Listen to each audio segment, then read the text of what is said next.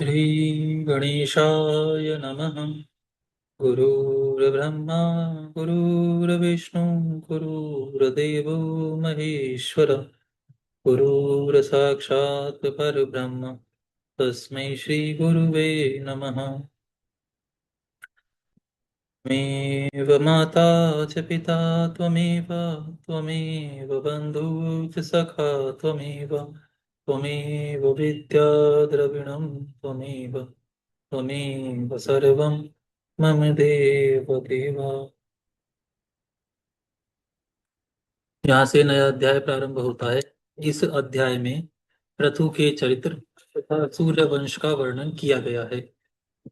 श्री भीष्म जी ने पूछा, ब्राह्मण, सुना जाता है पूर्व काल में बहुत से राजा इस पृथ्वी का उपभोग कर चुके हैं। पृथ्वी के संबंध से ही राजाओं को पार्थिव या पृथ्वीपति कहते हैं। परंतु इस भूमि की जो पृथ्वी संज्ञा है वह किसके संबंध से हुई है? भूमि को यह पारिभाषिक संज्ञा किस लिए दी गई अथवा उसका गौ नाम भी क्यों पड़ा, यह मुझे बताइए। पुलस्त्य जी ने कहा, स्वयंभू मनु के वंश में एक अंग नाम के प्रजापति थे। उन्होंने मृत्यु की कन्या सुनीता के साथ विवाह किया था। सुनीता का मुख बड़ा कुरूप था। उससे वेन नामक पुत्र हुए जो सदा अधर्म में ही लगे रहते थे। वे लोगों की बुराई करते और पराई स्त्रियों को हड़प लेते थे। एक दिन महर्षियों ने उसकी भलाई और जगत के उपकार के लिए उसे बहुत कुछ समझाया बुझाया, परंतु उसका अंतःकरण अशुद्ध होने के कारण उसने उनकी बात नहीं मानी, प्रजा को अभयदान नहीं दिया। तब ऋषियों ने शाप देकर उसे मार डाला। फिर अराजकता के भय से पीड़ित होकर पाप रहित ब्राह्मणों ने वेन के शरीर का बलपूर्वक मंथन किया। मंथन करने पर उसके शरीर से पहले मलेच्छ जातियां उत्पन्न हुई, जिनका रंग काले अंजन के समान था। तत्पश्चात उसके दाहिने हाथ से एक दिव्य तेजोमयी शरीरधारी धर्मात्मा पुरुष का प्रादुर्भाव हुआ, जो धनुष, बाण और गदा धारण किए हुए थे तथा रत्नमय कवच एवं अंगदादी आभूषणों से विभूषित थे। वे पृथु के नाम से प्रसिद्ध हुए। उनके रूप में साक्षात भगवान विष्णु ही अवतीर्ण हुए थे। ब्राह्मणों ने उन्हें राज्य पर अभिषिक्त किया। राजा होने पर उन्होंने देखा कि इस भूतल से धर्म उठ गया है, ना कहीं स्वाध्याय होता है, ना वशटकार यज्ञादि। तब वे क्रोध करके अपने बाण से पृथ्वी को विदीर्ण कर डालने के लिए उद्यत हो गए। यह देख पृथ्वी गऊ का रूप धारण करके भाग खड़ी हुई। उसे भागते हुए देख पृथु ने भी उनका पीछा किया। तब वह एक स्थान पर खड़ी होकर बोली, राजन, मेरे लिए क्या आज्ञा होती है? राजा पृथु ने कहा, सुब्रते, संपूर्ण चराचर जगत के लिए जो अभिष्ट वस्तु है उसे शीघ्र प्रस्तुत करो। पृथ्वी ने बहुत अच्छा कहकर स्वीकृति दे दी। तब राजा ने स्वयंभू मनु को बछड़ा बनाकर अपने हाथ में पृथ्वी का दूध दुहा। वही दूध अन्न हुआ जिससे सारी प्रजा जीवन धारण करती है। तत्पश्चात ऋषियों ने भी भूमि रूपिणी गौ का दोहन किया। उस समय चंद्रमा ही बछड़ा बने थे। दूहने वाले थे वनस्पति, दुग्ध का पात्र था वेद, और तपस्या ही दूध थी। फिर देवताओं ने भी वसुधा को दुहा। उस समय मित्र देवता दोगदा हुए, इंद्र बछड़ा बने तथा ओज और बल ही दूध के रूप में प्रकट हुआ। देवताओं का दोहन पात्र स्वर्ण का था और पितरों का चांदी का। पितरों की ओर से अंतक ने दुहने का काम किया। यमराज बछड़ा बने और स्वधा ही दूध के रूप में प्राप्त हुई। नागों ने तुम्बी को पात्र बनाया और तक्षक को बछड़ा। सॉरी, नागों ने तुम्बी को पात्र बनाया और तक्षक को बछड़ा। धृतराष्ट्र नामक नाग ने दुग्धा बनकर विष रूपी दुग्ध का दोहन किया।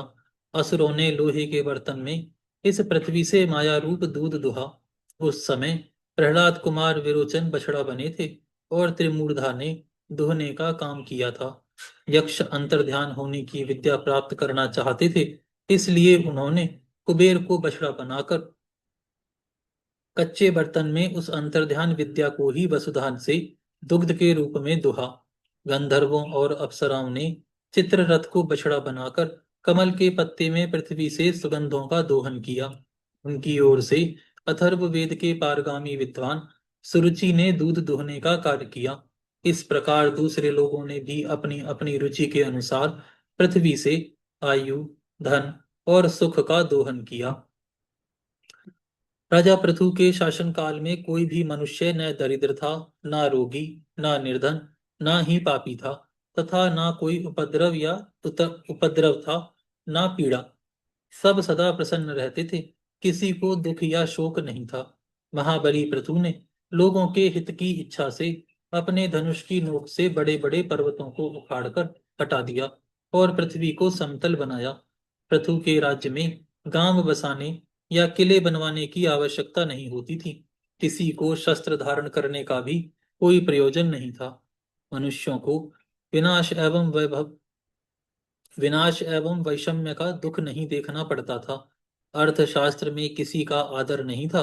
सब लोग धर्म में ही संलग्न रहते थे। इस प्रकार मैंने आपसे पृथ्वी के दोहन पात्रों का वर्णन किया तथा जैसा जैसा दूध दुहा गया था वह भी बता दिया। राजा पृथु बड़े विज्ञ थे।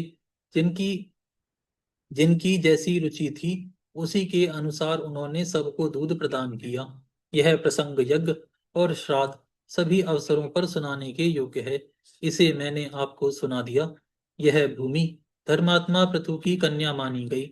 इसी से विद्वान पुरुष पृथ्वी कहकर इसकी स्तुति करते हैं। भीष्म जी ने कहा, ब्राह्मण, आप तत्व के ज्ञाता हैं। अब क्रमशः सूर्यवंश और चंद्रवंश का पूरा पूरा एवं यथार्थ वर्णन कीजिए। पुलस्त जी ने कहा, राजन, पूर्व काल में कश्यप जी से अदिति के गर्भ से विवस्वान नामक पुत्र हुए। विवस्वान के तीन स्त्रियां थीं, संज्ञा, रागी और प्रभा। रागी ने दे, रागी ने रैवत नामक पुत्र उत्पन्न किया। प्रभा से प्रभात की उत्पत्ति हुई। संज्ञा विश्वकर्मा की पुत्री थी। उसने वैवस्वत मनु को जन्म दिया। कुछ काल पश्चात संज्ञा के गर्भ से यम और यमुना नामक दो जुड़वा संतानें पैदा हुईं। तदनंतर वह विवस्वान यानी सूर्य के तेजोमयी स्वरूप को ना सह सकी। अतः उन्होंने अपने शरीर से अपने ही समान रूप वाली एक नारी को प्रकट किया। उनका नाम छाया हुआ। छाया सामने खड़ी होकर बोली, देवी, मेरे लिए क्या आज्ञा है? संज्ञा ने कहा, छाया, तुम मेरे पति की सेवा करो, साथ ही मेरे बच्चों का भी माता की स्नेह पूर्वक पालन करो। तथास्तु कहकर छाया सूर्य के पास गई। वह उनसे अपनी कामना पूर्ण चाहती थी। सूर्य ने भी यह समझकर कि यह उत्तम पालन करने वाली संज्ञा ही है, बड़े आदर के साथ उनकी कामना पूर्ण की। छाया ने सूर्य से सावर्ण मनु को उत्पन्न किया। उनका वर्ण भी वैवस्वत मनु के समान होने के कारण उनका नाम सावर्ण मनु पड़ गया। तत्पश्चात भगवान भास्कर ने छाया के गर्भ से क्रमशः शनिश्चर नामक पुत्र तथा तपति और विष्टि नाम की कन्याओं को जन्म दिया। एक समय महायशस्वी यमराज वैराग्य के कारण पुष्कर तीर्थ में गए और वहां फल, फेम एवं वायु का आहार करते हुए कठोर तपस्या करने लगे। उन्होंने 100 वर्षों तक तपस्या के द्वारा ब्रह्मा जी की आराधना की। उनके तप के प्रभाव से देवेश्वर ब्रह्मा जी संतुष्ट हो गए। तब यमराज ने उनसे लोकपाल का पद, अक्षय पितृलोक का राज्य तथा धर्माधर्ममयी जगत की देखरेख का अधिकार मांगा। इस प्रकार उन्हें ब्रह्मा जी से लोकपाल पदवी प्राप्त हुई। साथ ही उन्हें पितृलोक का राज्य और धर्माधर्म के निर्णय का अधिकार भी मिल गया। छाया के पुत्र शनिश्चर भी तप के प्रभाव से ग्रहों की समानता को प्राप्त हुए। यमुना और तपति ये दोनों सूर्य कन्याएं नदी हो गईं। वृष्टि का स्वरूप बड़ा भयंकर था। वह काल रूप से स्थित हुई। वैवस्वत मनु के 10 महाबली पुत्र हुए। उन सब में ईल ज्येष्ठ थे। शेष पुत्रों के नाम इस प्रकार हैं, ईक्ष्वाकु, कुशनाभ, अरिष्ट, धृष्ट, नरिशंत, करुष, महाबली शार्यति, प्रशग्र तथा नाभाग। ये सभी दिव्य मनुष्य थे। राजा मनु अपने ज्येष्ठ और धर्मात्मा पुत्र ईल को राज्य पर अभिषिक्त करके स्वयं पुष्कर के तपोवन में तपस्या करने के लिए चले गए। तदनंतर उनकी तपस्या को सफल करने के लिए वरदाता ब्रह्मा जी आए और बोले, मनु, तुम्हारा कल्याण हो, तुम अपनी इच्छा के अनुसार वर मांगो। मनु ने कहा, स्वामिन, आपकी कृपा से पृथ्वी के संपूर्ण राजा धर्मपरायण, ऐश्वर्यशाली तथा मेरे अधीन हों। तथास्तु कहकर देवेश्वर ब्रह्मा जी वहीं अंतर्ध्यान हो गए। तदनंतर मनु अपनी राजधानी में आकर पूर्ववत रहने लगे। इसके बाद राजा ईल अर्थ सिद्धि के लिए जिस भूमंडल पर विचरने लगे, वे संपूर्ण द्वीपों में घूम घूम कर वहां के राजाओं को अपने वश में करते थे। एक दिन प्रतापी ईल रथ में बैठकर भगवान शंकर के महान उपवन में गए, जो कल्प वृक्ष की लताओं से व्याप्त एवं षडवण के नाम से प्रसिद्ध था। उसमें देवादिदेव चंद्रार्ध शेखर भगवान शिव देवी पार्वती के साथ क्रीड़ा करते हैं। पूर्व काल में महादेव जी ने देवी उमा के साथ शरवण के भीतर प्रतिज्ञा पूर्वक यह बात कही थी कि पुरुष नामधारी जो कोई भी जीव हमारे वन में आ जाएगा, वह इस 10 योजन के घेरे में पैर रखते ही स्त्री रूप हो जाएगा। राजा ईल इस प्रतिज्ञा को नहीं जानते थे, इसलिए श्रवण में चले गए। वहां पहुंचने पर वह सहसा स्त्री हो गए तथा उनका घोड़ा भी उसी समय घोड़ी बन गया। राजा के जो जो पुरुषोचित अंग थे, वह सभी स्त्री के आकार में परिणत हो गए। इससे उन्हें बड़ा आश्चर्य हुआ। अब वे ईला नाम की स्त्री थे। ईला उस वन में घूमती हुई सोचने लगी, मेरे माता पिता और भ्राता कौन है। वह इसी उधेड़ वन में पड़ी थी। इतने में ही चंद्रमा के पुत्र बुद्ध ने उन्हें देखा। ईला की दृष्टि भी बुद्ध के ऊपर पड़ी। सुंदरी ईला का मन बुद्ध के रूप में मोहित हो गया। उधर बुद्ध भी उसे देखकर काम पीड़ित हो गए और उसकी प्राप्ति के लिए यत्न करने लगे। उस समय बुद्ध ब्रह्मचारी के वेश में थे। वे वन के बाहर पेड़ों के झुरमुट में छिपकर ईला को बुलाने लगे, सुंदरी, यह सांझ का समय बिहार की बेला है जो बीती जा रही है। आओ मेरे घर को लीप पोत कर फूलों से सजा दो। ईला बोली, तपोधन, मैं यह सब कुछ भूल गई हूँ। बताओ मैं कौन हूँ, तुम कौन हो, मेरे स्वामी कौन है तथा मेरे कुल का परिचय क्या है। बुद्ध ने कहा, सुंदरी, तुम ईला हो। मैं तुम्हें चाहने वाला बुद्ध हूँ। मैंने बहुत विद्या पढ़ी है। तेजस्वी के कुल में मेरा जन्म हुआ है। मेरे पिता ब्राह्मणों के राजा चंद्रमा हैं। बुद्ध की यह बात सुनकर ईला ने उनके घर में प्रवेश किया। वह सब प्रकार के भोगों से संपन्न था और अपने वैभव से इंद्र भवन को मात कर रहा था। वहां रहकर ईला बहुत समय तक बुद्ध के साथ वन में रमण करती रही।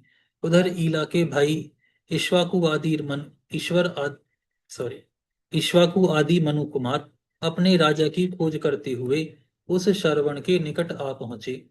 उन्होंने नाना प्रकार के स्तोत्रों से देवी पार्वती और महादेव जी का स्तवन किया। तब वे दोनों प्रकट होकर बोले, राजकुमारों, मेरी यह प्रतिज्ञा तो टल नहीं सकती, किंतु इस समय एक उपाय हो सकता है।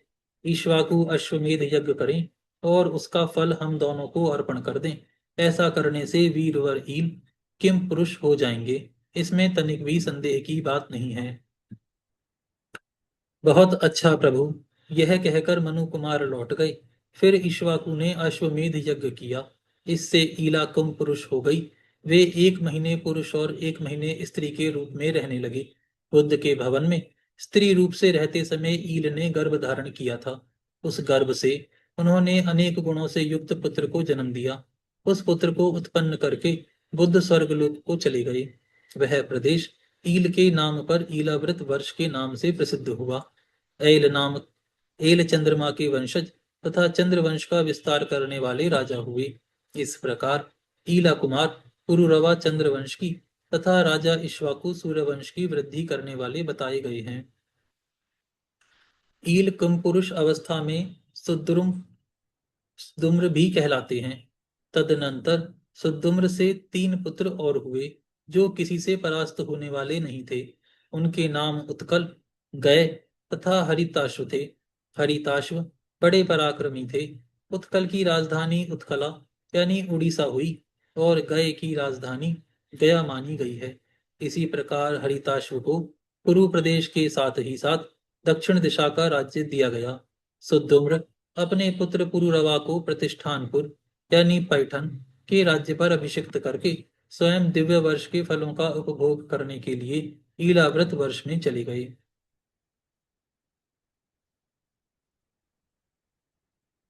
सुद्युम्न के बाद ईक्ष्वाकु ही मनु के सबसे बड़े पुत्र थे। उन्हें मध्य देश का राज्य प्राप्त हुआ। ईक्ष्वाकु के 100 पुत्रों में 15 श्रेष्ठ थे। वे मेरु के उत्तरीय प्रदेश में राजा हुए। उनके सिवा 114 पुत्र और हुए, जो मेरु के दक्षिणवर्ती देशों के राजा बताए गए हैं। ईक्ष्वाकु के ज्येष्ठ पुत्र से कुकुत्स नामक पुत्र हुआ। कुकुत्स का पुत्र सुयोधन था। सुयोधन का पुत्र पृथु और पृथु का विश्वावसु हुआ। उसका पुत्र आर्द्र तथा आर्द्र का पुत्र युवनाश्व हुआ। युवनाश्व का पुत्र महापराक्रमी श्रावस्त हुआ, जिसने अंग देश में श्रावस्ती नाम की पुरी बसाई। श्रावस्त से बृहदश्व और बृहदश्व से कुवलाश्व का जन्म हुआ। कुवलाश्व धुंधु नामक दैत्य का विनाश करके धुंधुमार के नाम से विख्यात हुआ। उनके 3 पुत्र हुए, दृढ़ाश्व, दंड तथा कपिलाश्व। धुंधुमार के पुत्रों में प्रतापी कपिलाश्व अधिक प्रसिद्ध थे। दृढ़ाश्व का प्रमोद और प्रमोद का पुत्र हर्यश्व। हर्यश्व से निकुंभ और निकुंभ से सहताश्व का जन्म हुआ। सहताश्व के 2 पुत्र हुए, अकृताश्व तथा रणाश्व। रणाश्व के पुत्र युवनाश्व और युवनाश्व के मानधाता थे। मानधाता के 3 पुत्र हुए, पुरुकुत्स, धर्मसेतु तथा मुचकुंद। इनमें मुचकुंद की ख्याति विशेष थी। वे इंद्र के मित्र और प्रतापी राजा थे। पुरुकुत्स का पुत्र संभूत था, जिसका विवाह नर्मदा के साथ हुआ था।